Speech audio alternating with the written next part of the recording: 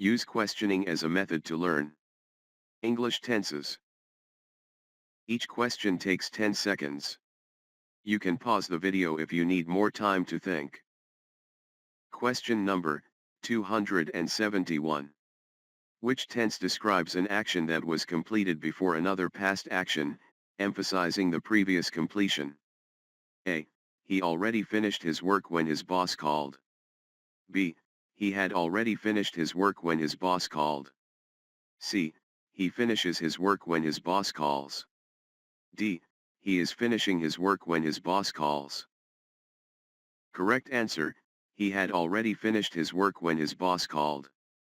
Past perfect tense. Question number 272. Which tense is used to talk about a future event that will be completed by a specified future time or event? A. By the time the guests arrive, I cook dinner. B. By the time the guests arrive, I will cook dinner. C. By the time the guests arrive, I will have cooked dinner. D.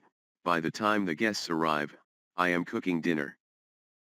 Correct answer, by the time the guests arrive, I will have cooked dinner. Future perfect tense. Question number 273. Which tense emphasizes the continuous nature and duration of an action that started in the past and is still ongoing? A. I write my thesis for 6 months. B. I have written my thesis for 6 months. C. I am writing my thesis for 6 months. D. I have been writing my thesis for 6 months. Correct answer, I have been writing my thesis for 6 months.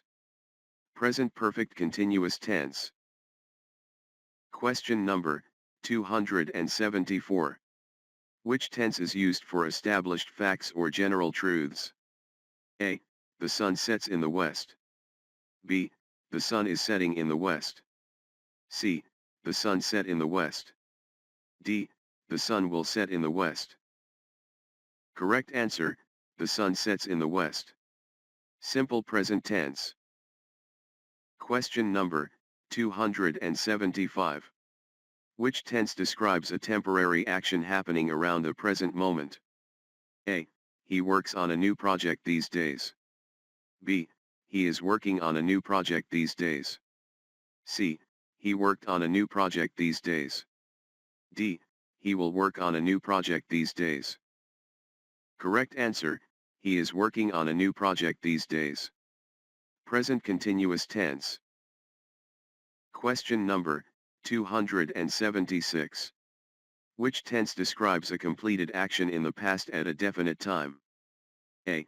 They met for the first time in 2008. B. They meet for the first time in 2008. C.